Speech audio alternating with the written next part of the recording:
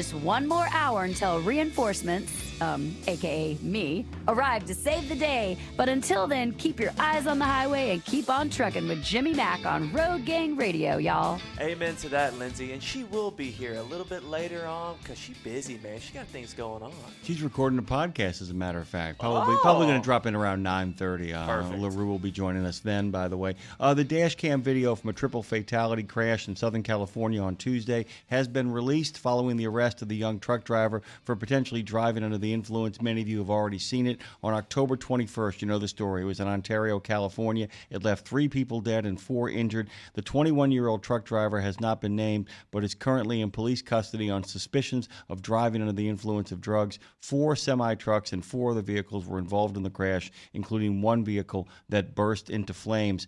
It is available over on a number of platforms. I am going to warn you, it is not for the faint at heart, but then again, you guys are all members of Nemo Nation and Road Gang Radio and the We Should Write community, so all of you have strong hearts, and I would advise you, though, to bring those strong hearts and that thick skin, because it is rough to kind of watch and to kind of listen to it all unfold. Okay, so welcome back to Road Gang Radio, and as always, once a month, and could not have picked a better time, because if we had him in on next week, he wouldn't be here next week. Trey, give me a little introduction music for our next guest.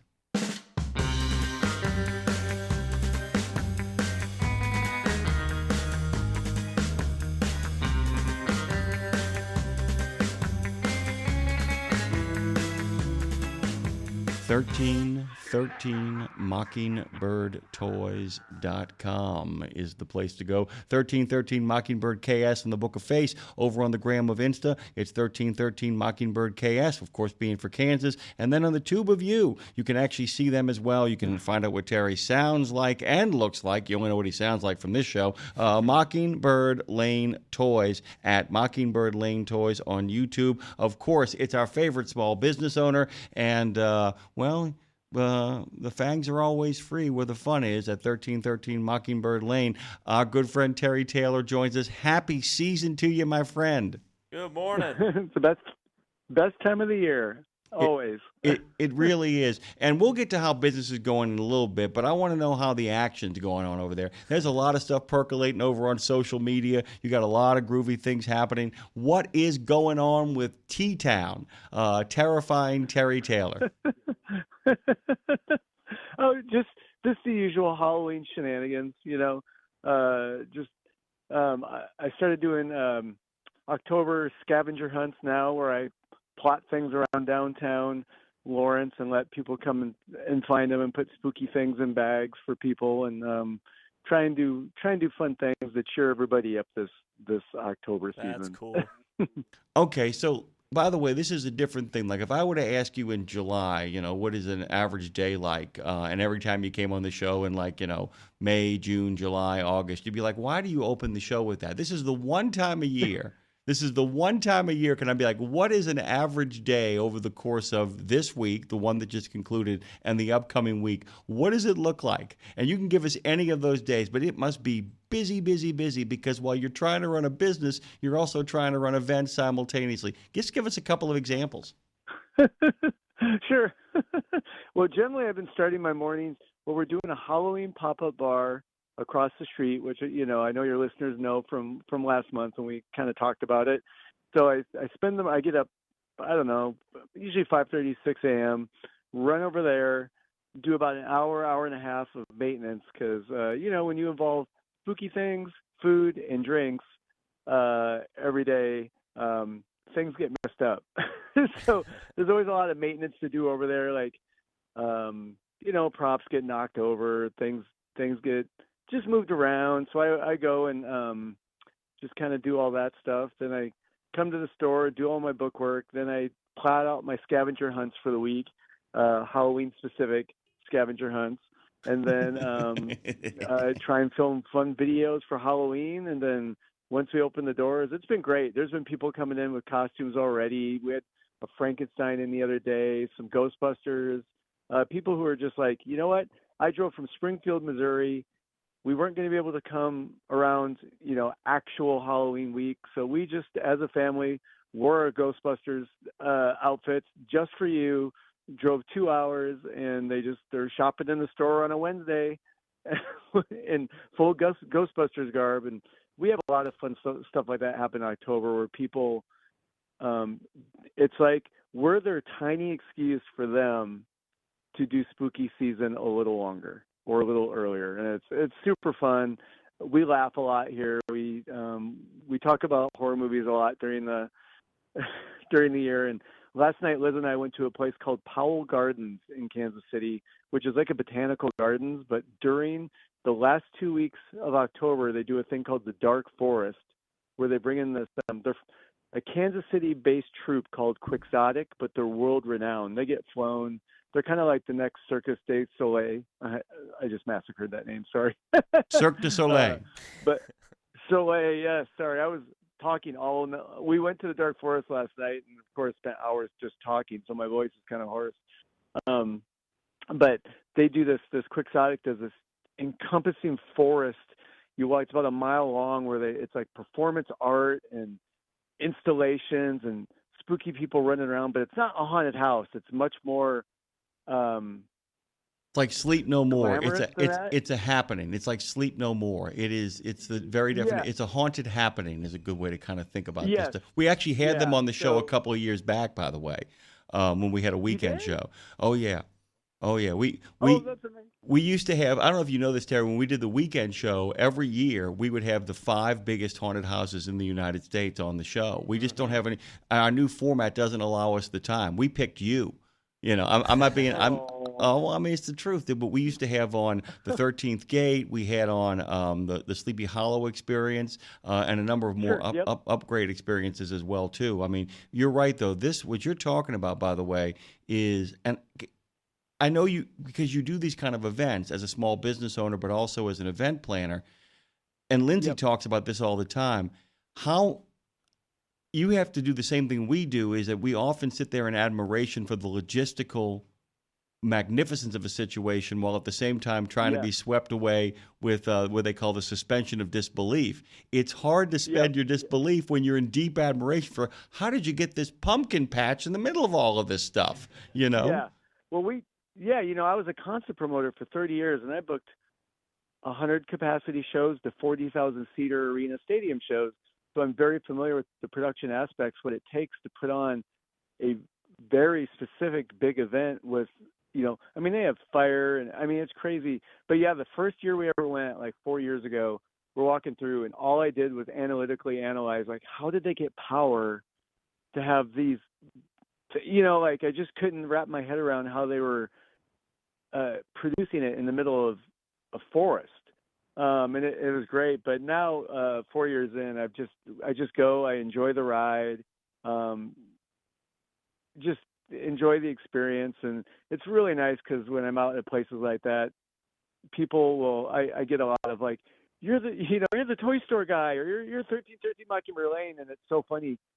Liz and I laugh because when we're in public situations like that where we get a lot of recognition, the funny thing is a lot of people are like, I follow you on Instagram, I follow you on Facebook, never been to your store, but I love your social media. And we just kind of laugh because it's like the store, we want the social media to bring people to the store. We don't want to be just a social media presence. Like if the store closed today, I probably wouldn't even keep my social media accounts because I do it for the love of the store. But it's always a funny experience when we're out and we have that, and we had that happen a lot last night. Really quickly, Terry, this doesn't happen often in regards to this segment, but I've never stopped him from doing it. Dre really has something he wants to tell you. I want to get him in here for this really quickly. Dude, Terry, I have one of my best friends, childhood friends, his dad basically grew up like, he did the little haunted house in his house, and he went in these different competitions, and he did pretty good. And then I moved away for a while, and I came back, and my buddy was like, hey, I want you to come see the trail that my dad ended up doing, because he buried this woman that had land and all this stuff. Dude, the whole time. Married. You said buried. What did I say? I said buried. You said buried, dude. Both, sure, same thing. So, but basically, he came in and took over this property and did this massive thing, like how he said that was one of the guests that we would have on. It was Dark Woods in Natchitoches, Louisiana. And you're thinking this small town, especially me being biased of being in a small town, and you said about doing it in the middle of the woods.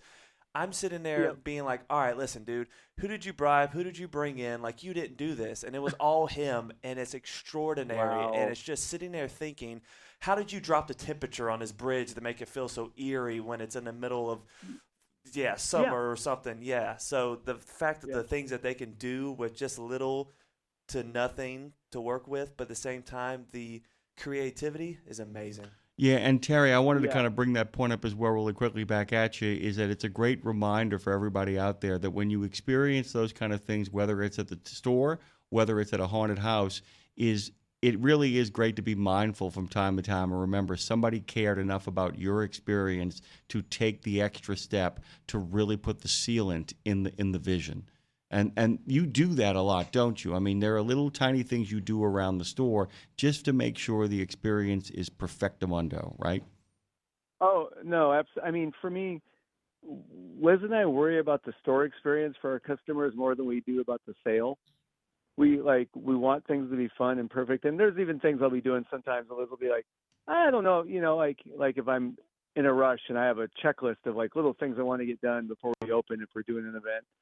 She's like, I don't know if someone will notice, and I'm like, I'll notice, and and I feel validation when I'm like, one of the funniest little things we have in the store is I have this little electrical box. It's not, I don't know, it's 6-inch, 8-inch by 8-inch, kind of hidden off in the corner on a wall. You don't really see it. And it's got a little bit of electrical wires hanging down. It's a gag thing that you turn it on and the wires light up and move around and shock, whatever. And I hid it kind of behind one of our shelf coffins, and you really have to be looking to find it.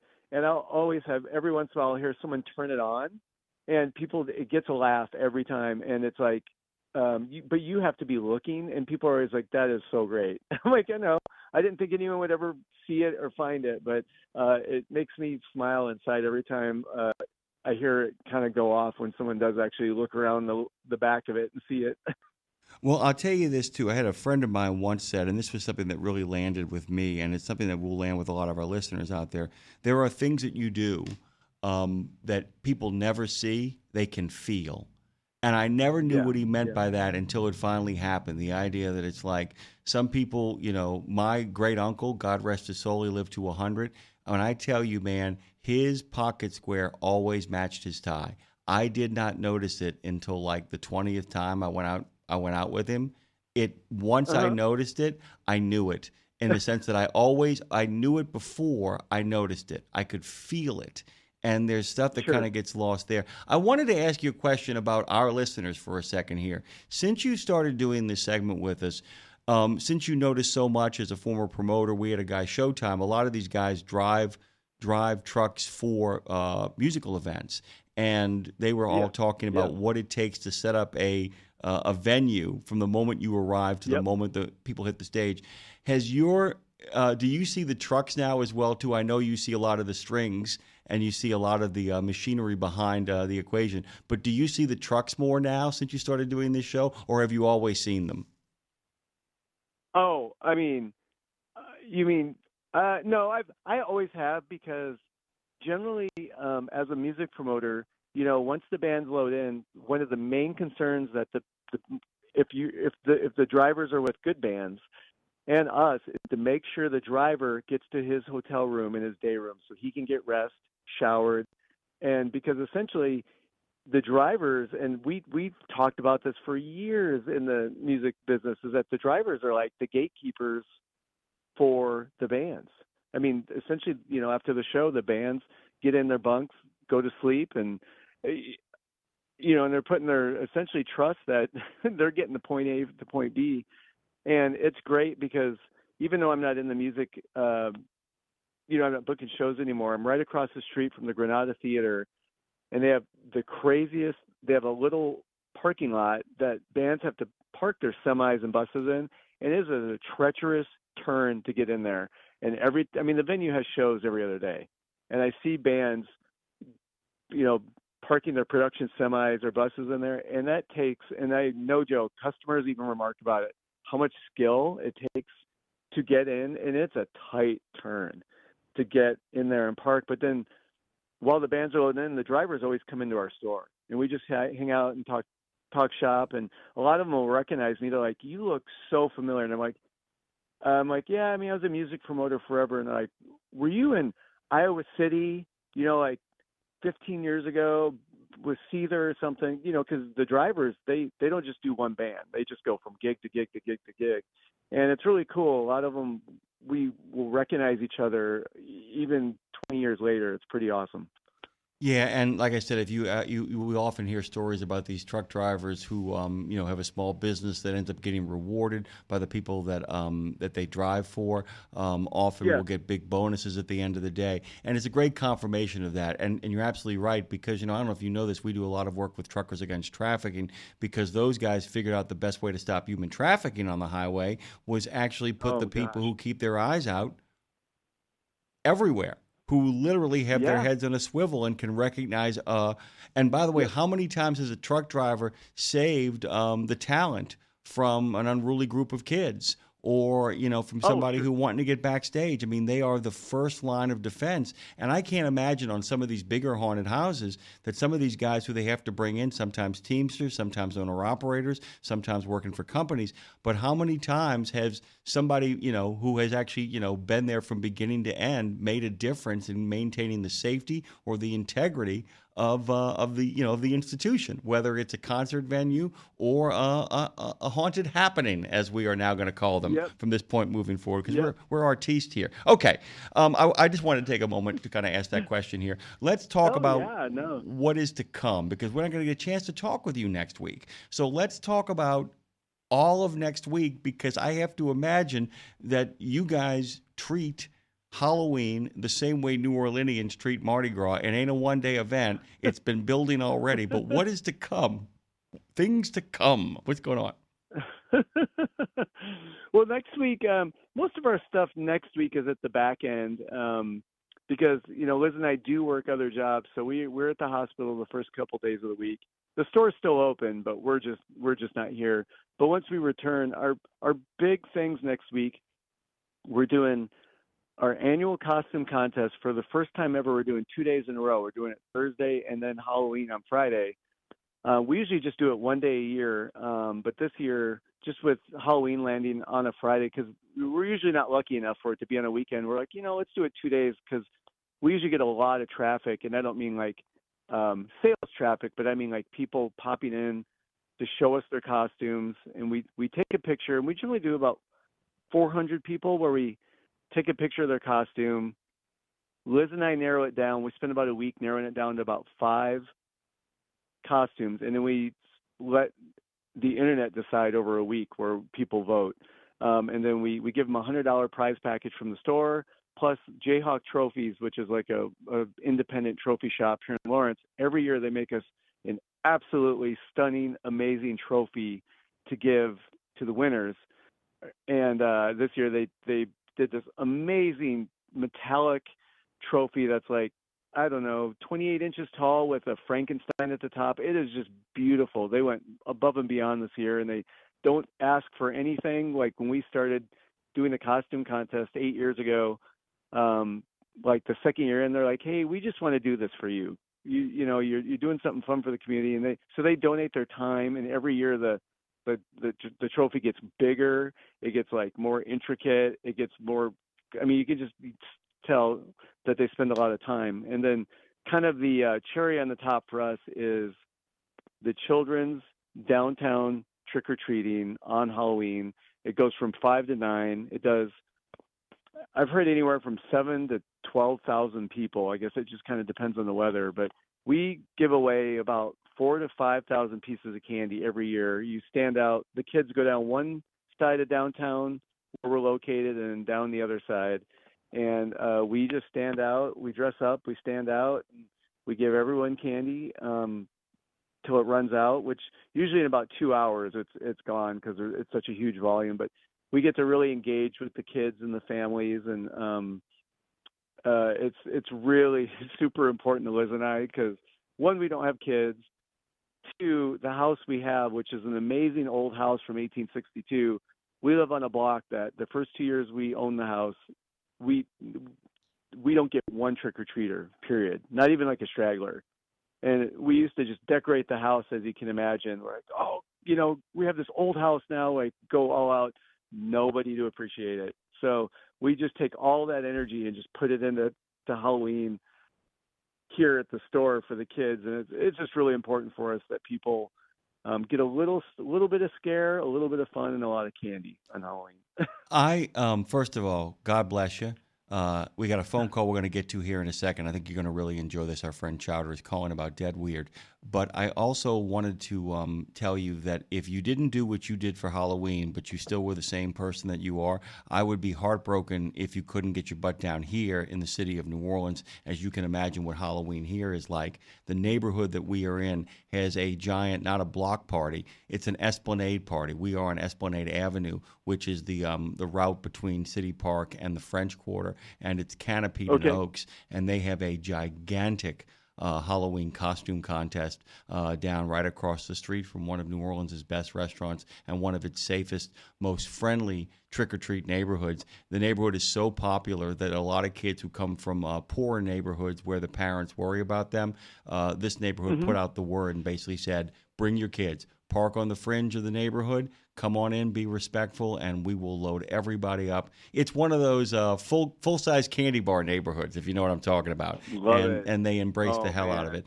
Our good friend, by the way, yeah, I knew you should come down, but except you got too much work to do. Our good friend Chowder is giving us a call. He actually is a big costume guy, and I'll let him tell you what it is he does this time of year. Hey, Chowder, good morning. You're on with Terry. Love it. Good morning, Jimmy Mack. Morning, Jimmy Mack, RGR family, and Mr. Taylor. I was first when I heard you on this show, I was a little confused. I was a wrestling fan of him, and I thought you might have been the Terry Taylor of the self-made man of the WCW era. So I apologize for being misinformed. But it's a couple different things since you've been talking. I love the house you have because I grew up in Maine, coastal Maine. Down east Maine, as it would beautiful. And our house is granite cut from the quarry up there in the 1770s.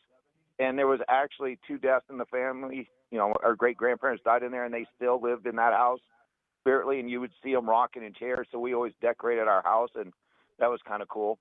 But oh, wow. So Deadwood, I live in Rapid City, close to Deadwood now, and I was never a big costume guy until I got married to my current wife. So for the last 7 or 8 years, we've been going up to Deadwood every year, and I'm not sure if you know what Dead Weird is, but you would really enjoy it, and you should come. So I'm from South Dakota, so I'm very familiar. Nice. Yeah. Oh, you are? I didn't know you were from South Dakota. Yep. Yeah. So we go up every year. So this year I've co-conspirated my wife into it, and we're gonna, Jimmy. We decided we're doing the Mount Moriah hike at night with the ghosts, and we're doing the haunted brothel tour this year. So, fun. So this year's costume, because I'm not right in the head, I decided to do a play on the whole current event. So I got a big long brown wig. I bought the bag of ice costume that says ice, 7-pound bag or whatever. On the back, I'm putting Gnome Land Security. I got a blingy SWAT hat, long eyelashes and makeup, and blingy handcuffs. And I'm making my wife dress up as an alien, like green boogity eye type alien with a silvery dress. Sure. We are going as Christy Gnome Ice Agent with an illegal alien. Oh my goodness. Yeah. Love it. I'm not sure which is scarier, the whole concept or the fact that I'm going to cross-dress for the first time. That could be scary enough in its own. But as you know, Dead Weird has some pretty good costumes up there during this time. Yes, absolutely. Yes. So I'm going to have to try awesome. to get on your site for your store because I really enjoy when you come on and hearing your stories and all that. But that's really all I got for you today. So, yeah, shenanigans will commence tomorrow. Yeah, right. Have a great Halloween.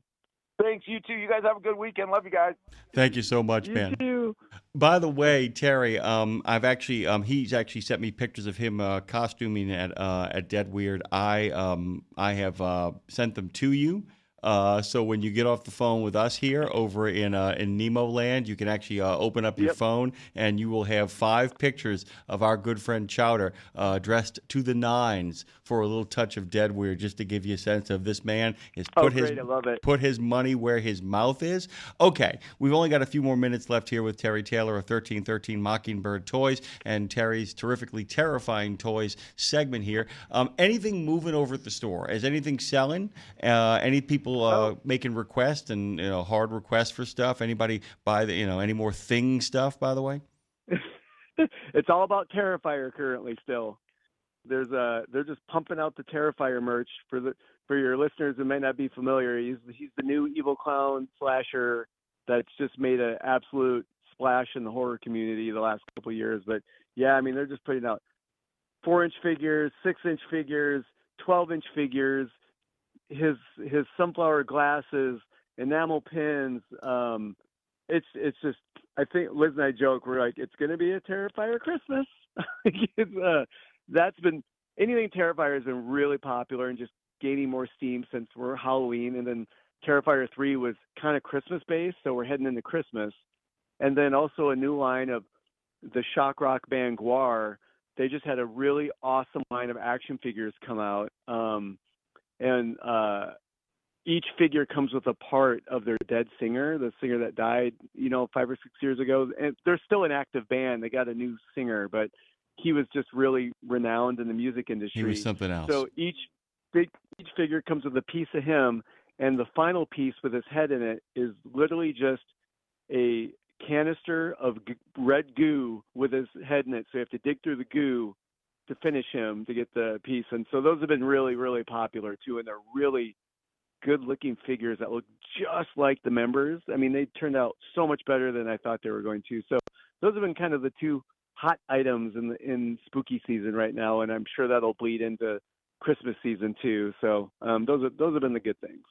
The next time you come on, Terry, we're out of time, but the next time you come on, remind me, if I don't remind you, to tell you the story about how before I became a full-time journalist, I was at the University of Georgia, went to see a Gore show to cover it for the student newspaper, and they sent a photo guy along with me named Peter Fry.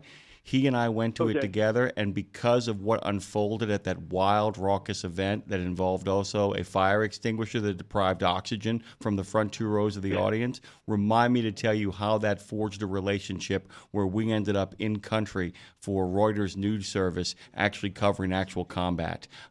It's a great story. We will, but it's Gore that basically made us both realize we should work together. When I picked him up off the floor after he dropped all of his equipment because he was oxygen deprived by the Gore show. Terry, happy Halloween. I know we will get a chance to talk. Too. Yeah, we'll get a chance to talk offline and off air, but best to you, best to Liz. So thrilled for all the success you guys are having, even if it's just emotional success, and we're wishing you better business days as well too, my friend. Oh, thank you so much. You guys have a great Halloween.